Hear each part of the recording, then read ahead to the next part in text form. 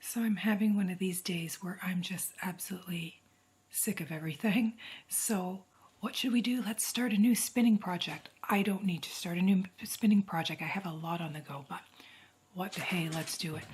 So this is roving that I had dyed, and it's Superwash BFL.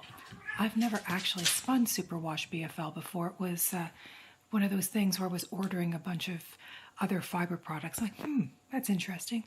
Let's buy it and let's give it a see what it's like, how it compares to, like I say, a Superwash Merino, which I have spun. I'm not a big fan of spinning Superwash yarns. They just feel real, Superwash yarns, but spinning Superwash fiber. I find it to be rather dead feeling in the hands, right? And I believe it's like coated with a polymer or something along those lines. So it feels very acrylic-y to me compared to a natural fiber. And then of course you have issues with the fact that it stretches. Superwash yarns will tend to stretch and not keep their shape. So there's a lot of other methods you have to do, like using a smaller set needle, knitting tighter, whatever, to make up for that. But it has its pros too, right? The fact that, if it accidentally gets thrown in the washing machine, which has happened with some of my knits, you don't have to worry about felting. And a lot of people who are allergic to wool can wear superwash yarn. So for those reasons, I think there's a merit in spinning it once in a time, once in a while, even though it's not my favorite thing to spin. I'm going to give this a whirl and see how it goes and give you my critique on it. I like BFL, the blue Faced Leicester wool. It was one of those ones when you discover, I'm like, oh my gosh, this is like so much cheaper than, say, Merino, and it's actually a lovely, lovely yarn, and I use it for a lot of different things. It's kind of like my workhorse in the studio when I want to have like a mega amount of yarn, maybe to do dyeing, experimenting, or just to try out a new pattern or something. I will spin BFL because it's a little bit cheaper than some of the other finer wools. So I'm going to give this a whirl. I am going to spin this on my Lendrum spinning wheel. That is my oldest and dearest wheel. That's how I started my spinning career, or my journey, I should say, on. So you can check that out and see what a Lendrum is like. They're lovely.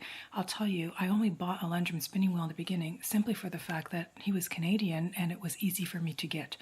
I had bought it sight unseen. I hadn't even used a spinning wheel. I just had this desire, like I want to learn how to spin. I'm going to teach myself. So anyway, let's give this a go and see what it looks like. Oh yeah, what am I going to do with this? I have no idea. I have 2 braids that I dyed. So sometimes I can look at fiber and go, oh yeah, this is exactly what I want to do. I don't know. I think part of the problem is I'm in kind of a winter blah right now. So it's really hard to be creative when it's gray and it's cold out and it's the same old. But I think what I'll do is I'll take one, I'll split it in half, and then I'll just get spinning that one half and then decide, well, do I want to just spin the other half? Do I want to split up some more of the second half and make like a fractal yarn? Or do I want to use all of it and do something fun with that and have a larger amount of it for a knitting or crochet project or weaving project? So anyway, I will stop blabbing like I usually do, on and on and on, and get to work and have you join me, and let's see what I can come up with. Okay, let's get this fiber out of its braid and split in half so I can get half of it spun up. And the way that I like to split roving is I go somewhere like in the middle and find a natural point where it would split, because you'll notice when you have roving, it's almost kind of done in strips and put together. And I'll try to get an even number in each hand and then just really quickly pull them apart, like so. And I've had pretty good success with this, that it tends to be fairly even. It doesn't always work, but I seem to have a decent feel for it these days. I'm just going to take this second half here and I'm going to braid it just to keep it nice and neat and out of the way. And once I have that all put in a braid, I will go ahead and start spinning the first half.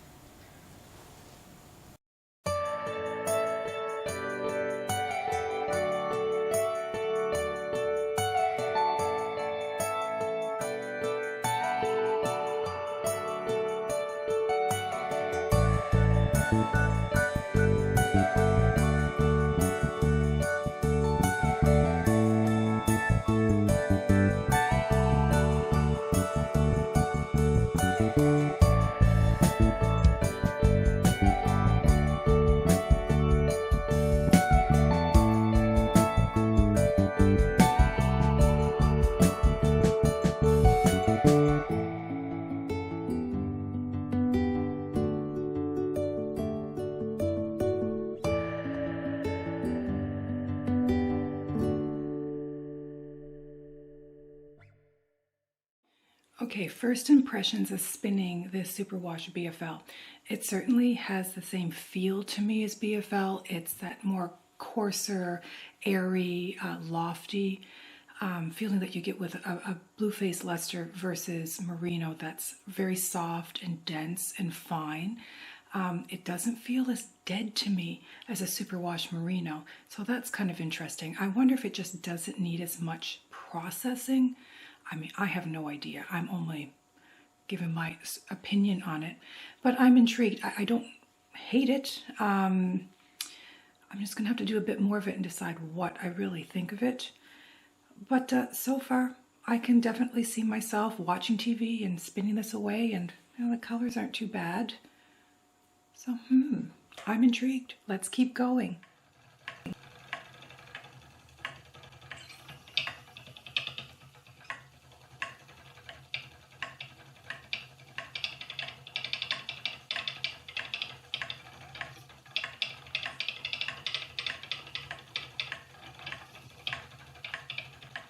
So yesterday I was in such a hurry to start spinning this Superwash BFL and do a video about it while I was inspired. I was reviewing the videos last night and realized, like, why does my wheel sound so cricky and clacky and cracky, and it just sounded awful on the video. And then it occurred to me, I didn't oil it before I started using it. So this poor wheel has been sitting in the corner for about 3 or 4 months while I've been using my e-spinner. And it's the equivalent of having a car sit in a garage for a long time and not checking the oil and giving it an oil change, right? So, oh my goodness. So last night after dinner, I realized this, went and oiled it, and did a bit more spinning. It's like, wow, what a difference. It was so nice and smooth. It's still making this clacking sound because the drive band is it's stretched out. I actually have the wheel to the maximum height now, so I can take advantage of using this drive band until I change it. I have some extras of these, but I can also just sort of snip it where you'll see where it's been joined. It's like it's a type of plastic, and then you just use like a lighter and melt the two ends, hold it together, and you have to be a bit patient to do so. But then it fixes them. So you just sort of remove some of that stretched outness and keep using it until it disintegrates and it's no longer good. Yeah, wheel oil is your friend with this kind of wheel. Obviously, I completely forgot because I've been using an e-spinner and also my Spinolution Mach 3. They work on bearings, so they don't need spinning wheel oil. So yeah. So it's a storm day today here in the Annapolis Valley, which is perfect day to get some spinning done. So just to recap, I had 2 braids of hand-dyed Superwash BFL Blue Faced Leicester. My first time ever spinning them. They're about 4.5 ounces each braid, identical, dyed at the same time. I split the first braid in half and we spun it. So here's the first bobbin finished, spun on my Lendrum. And all I did was here, I have just put a little dot where I wrote 1 on it. I don't know if you can see. And I like to put that on the top of the bobbin so that it's always in the same direction. Listen, if you get this mixed up and you accidentally turn your bobbin upside down when you go to ply, in the beginning when I was like completely unaware of this, I never noticed a difference. So if you don't actually have them in the same direction when you go to ply, it's not that big of a deal. If not a deal at all, you probably won't even notice. But just for consistency, I like to mark the top. I was kind of chuckling because this still has the price tag on it when I bought it. So this would be circa, like probably 2012. I bought these extra Lendrum bobbins. I have about 8 of them for my wheel. And it says it was $12.80 Canadian. Wow. I was just on the Lendrum website recently, and I think these bobbins were going for about $33 Canadian. So, woo! I can't believe that I bought these for 12 bucks each. Very interesting. So once I had the first half finished, I had to decide what do I want to do with the second half plus the other braid. And I decided to go ahead and split the second braid as well in half and spin that. So now I have 2 bobbins of 2 halves of 2 braids that were dyed identical. And so I was thinking of doing a fractal. I know I might have mentioned I'm kind of bored with 2-ply yarns, but I'll make them. They're still really fun to make. And then I had an idea. Something that I used to like to do is, so we have our 2 halves here. We put them together. So I could just go and spin this in the same direction, like purple to blue, like I did with the first 2 halves. And then I decided, and this is something I used to do quite a lot before, rather than do a fractal, is I'm going to flip them. So these ones I'm going to spin from blue to purple. So the colors will be opposed when you ply them together. Let's just see what it looks like. I think it's going to look really neat. This particular technique I like to do when I'm doing, like, say if I was doing like blue and then black and then pink and then black and green, because then you have like solid color in between the mixed colors. But depending on how I spin this and how I split this, there probably will be some color married up even though it's opposite. So I'll show with these 2 rovings, this is how it would go together. You would be plying it together this way. So the purple would go with the blue, the turquoise is going to go with the green, and the blue will go with the purple again here at the bottom. So that is where I'm going with it as of right now. I also fixed the drive band on my wheel. It was a little stretched out, and ironically, I don't know why I use that word, strangely or interestingly would probably be the better word.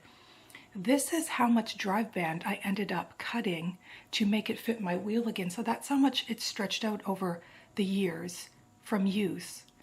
And if you own a Lendrum, or if you've ever used a Lendrum, you know, drive bands are really kind of annoying to change on them because you have to take the little C-clamp off here and, pop this part off, take it off, and put it all back together again. When I'm like fixing these drive bands, I just leave them on, cut them where you see where they were joined, remove as much as I want, take a lighter and melt both ends, stick them together, and when it's like, when you can touch it, I sort of smooth out the part that kind of bubbles over because they're both melted. They also do yellow over time as well. That's okay, they're still usable. Sun hits them, they're supposed to be clear. I don't know if you can see how yellowed that one is over the years. Anyway, blah, blah, blah. I am going to go ahead and get started on the second part of this project and get this bobbin off, mark it number 2, and then continue on. And we'll go from there. I'll be back. So here's what we have. We did on my Lendrum. So we got 4. So these ones from two halves of braid number 1 and braid number 2 spun in one direction, and the other halves of braid number 1 and 2 spun opposite direction. So we have, you can see the purples on this side and the blues on this side. So what I intend to do is to make a 2-ply and start with matching this with the 1 spun the opposite. This is a technique I used to do quite a bit when I had dyed rovings, just because I'm like, I don't have time to really think about, okay, how many do I have on this side and that side? I'll just take half and flip it in, and you get some really interesting results that way. So what I'm going to do, I've marked them all on the top here, 1, 2, 3, and 4.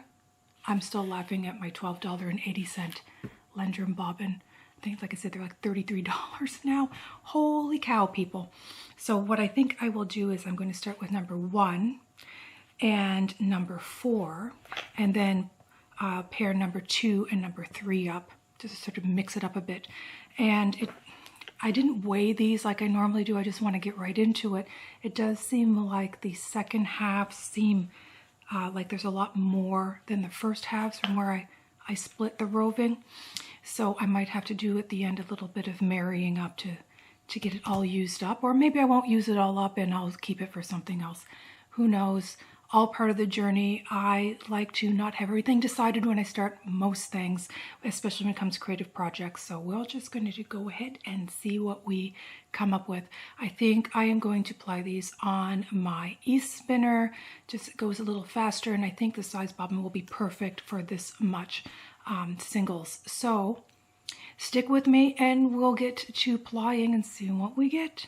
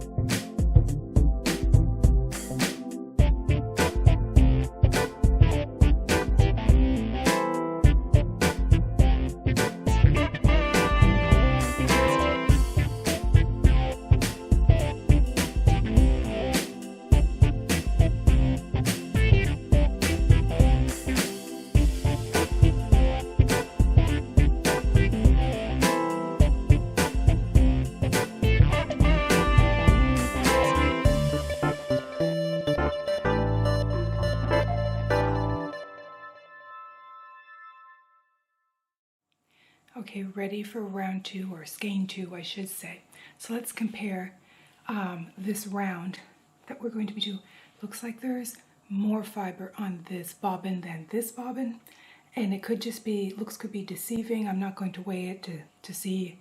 We'll just go for it. But what I'm thinking is, since I have a little bit of the blue left over from the last skein, I'm going to lead with this and ply it with this and then join, since it's the same colors here, just to make sure I'm maximizing the amount of fiber. I have a feeling this skein is not going to be as big as the one that I did earlier, but we won't know until we're done. And just to show you, this is what the first skein looks like on my e-spinner bobbin. Normally I would skein this off, like untension my e-spinner and skein this off, but for comparison purposes I thought it would be good to leave it here, and then we'll compare both when I'm done, so stay tuned. I plied the two blues together instead of doing blue with purple. Normally if I'm making yarn, I'm color matching, so I'm doing what I normally would do is like, okay, the blue gets plied to the blue, forgetting that we were swapping them and doing them upside down. Nevertheless, I can't go back now. It's plied. I don't think it would matter. It just means there will be a section which would have a bit of a solid color, which honestly, I like that weirdoness. I like things that are not matchy-matchy, so that doesn't bother me. But yeah, silly me. This skein isn't going to match 100% the old skein, but we're just talking a little bit at the beginning is going to be this blue color. At the very least, we would just omit it when we're knitting. But anyway, there you go. Hello, okay, skein 2 is finished, or at least as far as I could go last night, because I do have quite a bit left over from one of the half singles here. So it does make me feel better that I ended up plying the blue to the blue instead of the blue continuing on. It wasn't going to make any difference anyway. I was going to have a lot left over. So I feel like being quite creative here. I think I'm going to go ahead and dye a bit more BFL to go with this. And I might actually dye some turquoise and some blue, maybe a bit more purple. And we'll get a little bit of solid color on the end, since we had some solid color going in at the front, and then it should match up really nicely. I do appreciate doing these. I don't have any planned projects, and I just want to be really honest with how I'm doing things. So I just go ahead and do it. And I find excitement in having challenges. So I am going to head to the studio and see about how I would like to dye a little bit more of the Superwash BFL to finish off this project. Oh yeah, so this is a Lendrum Lazy Kate. And I use it backwards because I don't care to tension my Lazy Kates, nor do I like using these, it's like Gord's put this piece in here so that you can funnel all the yarn through. I like to have the freedom of using my own hands to tension and control the singles while I'm plying. So you'll probably see this Kate quite a bit in my videos, and if you're thinking, does she know that she's using that backwards? I actually do. All right, let's head to the studio. So I was reviewing the footage for this video thus far, and I think it's getting way too long. So I've decided I'm going to take the footage that I shot of me dyeing this extra roving and cut it into a separate video. I did a little bit of a different way than I've shown before for dyeing. I pre-mixed some dye and did what I consider a low water immersion technique that I don't want to say I developed. I'm sure other people have done, but it's another way that I like to dye, especially for small quantities. So I'm going to cut that into a separate video, and it will be a bonus this month, so watch out for it coming out after this one is posted. So last night, while watching a bit of TV, I sleepily got some more singles spun. I have about this much left. I was trying to avoid these white spaces here so I could get a nice solid color. And when I first started, I started doing the purple first. I'm like, oh right, I gotta do this backwards because we have to go purple, then I want a bit of turquoise, and then a navy. And really what I'm trying to accomplish is just a little bit of solid navy at the end. So if the other ones are still the swap colors, that's fine. So I figure if I have a little bit of solid navy at the end, it will match the fact that I have a bit of solid color at the beginning. This is just, I share this stuff so you can see the inner workings of my brain when I'm designing yarn, what I'm sort of thinking about since I slightly screwed this one up. It's no big deal. I love to have a little variance and roll with the punches. So hopefully later today I can get this singles on so we can finish that second skein, get it washed, and have a peek at the both. Anyway, onward we go. Okay, so to begin to carry on here, plying our 2-ply, we're going to want to attach our new purple end to our old purple end. And this is the way that I do joins. It's a way that I've a method that I developed for myself that works for me. One join you might hear of a lot, at least I heard a lot over the years with spinning, is a right angle join. So you would basically hold the new at an angle and zip it in. I find it much easier just to line up the two ends, give it a little twist together, hold it in place, and get a lot of twist built up where the new piece meets the old. Remember that twist is the glue that holds together your yarn. Now, if you're finding joins really hard to do, what I used to do in the beginning is I would needle felt them in place. So I have this little pad here and a needle felt, and you take the two broken ends and just felt them together, and it gives you a little bit more stability for it zipping up. You still want to have a lot of twist in that area because the needle felting isn't going to be as strong as what you've spun. That's not going to work with this yarn because it is superwash, and superwash doesn't felt. So this is a useless method. And it won't also work with any yarns that are hard to felt or don't felt at all. So like mohairs, those slippery fibers, I don't find that method works.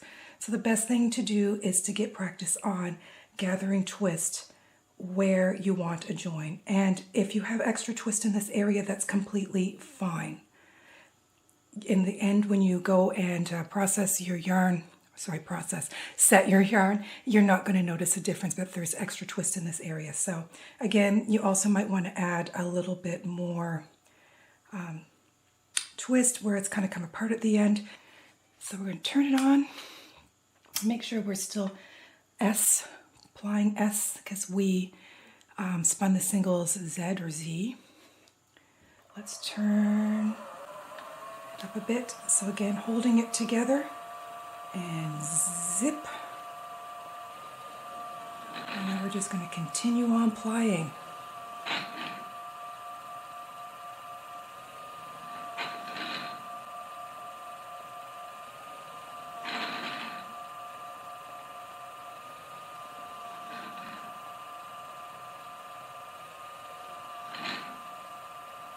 And it's as simple as that. It does get a little trickier to do joins when you have 3 plies, 4 plies, etc.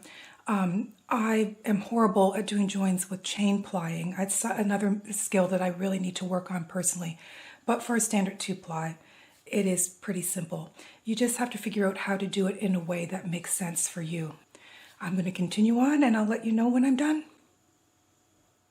Okay, let's see what these 2 skeins look like on the bobbin before I actually skein it off on the nitty knotty. So number 1, we remember what this looked like. The colors. That's fun, huh? Here's the second one. He's slightly fatter because I had to add in that extra fiber in there. And so I was able to achieve some more of this solid navy color as well as a little bit of the solid turquoise color. And to finish it off, I went and did a little bit more purple on the Lendrum because I had a little bit more here.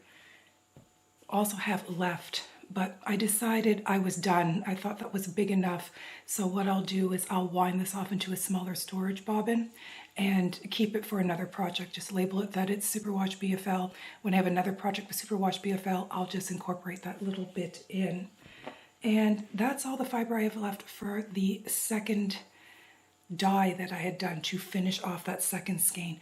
I'll just put that in my stash, label it, and either blend it on my hackle or on my drum carder to make a bat out of later. So that's fun. So it'll be interesting to see what these two look like once I get them set. They're obviously not going to look the same. I made that little mistake in the beginning, but I keep it in here and I don't edit it out, and I show you that, well, I just switch it up. I do an alternative. I'm going to add a little bit of solid color in with this one so then it looks intentional. I actually am kind of excited about that because it means these two color-wise match. So I can use these in one big project, like say a sweater if I wanted to. But because this one's slightly different, if I want to use it separately, I could also do that as well. So it's just maximizing in my stash.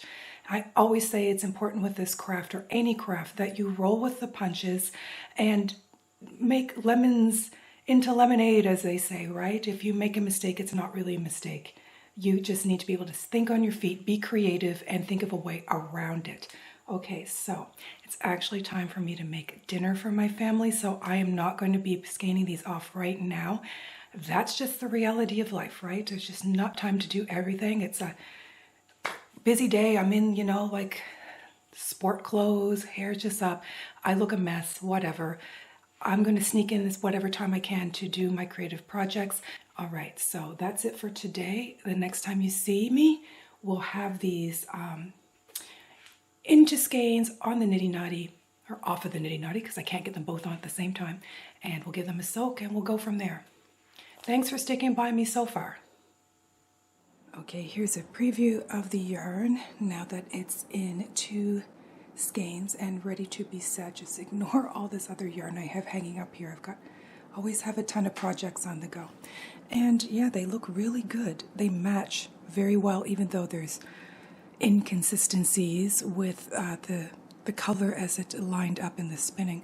So now that I have these skeined, I must say it does feel very super washy to me. It has that kind of, I hate to use this term, but it's got like a really kind of dead feeling. And you see how super straight it is, even though we haven't soaked it and set it yet. They're just, that processing takes all the crimp out. And so yeah, it definitely feels very much like a super washy yarn. Now, interestingly, when I was spinning it, I didn't notice that as much as I would with Superwash Merino. So that's my critique of it. I am going to get this soaked.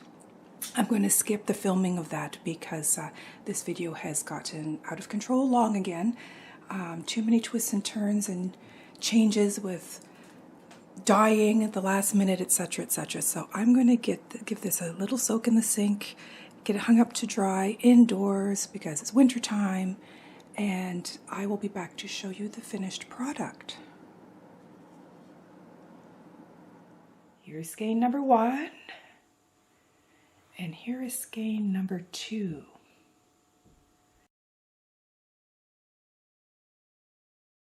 So altogether, I'd have to look on my notes, but one skein was 300 and some yards. The other one was 400 and some, so I ended up with a little over 800 yards altogether with these two. And it was somewhere around 18 reps per inch, so it's like a sport weight, not quite a fingering weight. So let's unfurl this to have a look. So there's the first skein. So thoughts on this Superwash product. Here's something that I find really interesting. This actually has some spring to it. I find with Superwash Merino, it doesn't have a lot of spring. So I'm assuming because this is a very, maybe it's the crimp in the yarn, or sorry, in the fiber. I also wonder if it's just not processed as much for whatever reason. It certainly doesn't feel as coated or chemically. Now I will say when I washed this, woo, it did have a scent. It didn't have a scent when I was spinning it, the fiber itself, but and I know that smell, that isn't a dye smell. Like sometimes certain dyes, especially black, will sometimes off-gas a smell, and I find it goes away really quickly. This smell was activated once it was wet, and it's still kind of there. This doesn't have that nice Barney smell that my cats love. My cats love when I have just BFL, like either raw or roving, because they're like, oh, it has that lovely, you know, that sheep smell that they love. This is yeah, just have kind of like a mild chemical smell to it. So something to keep in mind if you're looking at spinning a superwash yarn. But yeah, it's not completely like dead. It's got a boing factor, which is really nice. It's a good drape to it. And once again, more 2-ply yarn, which I'm trying to get out of making. But hey, once in a while, why not? And again, really interesting with just flipping those rovings 1/2 upside down and spinning it and then plying it together so you get a little bit of variance in the color.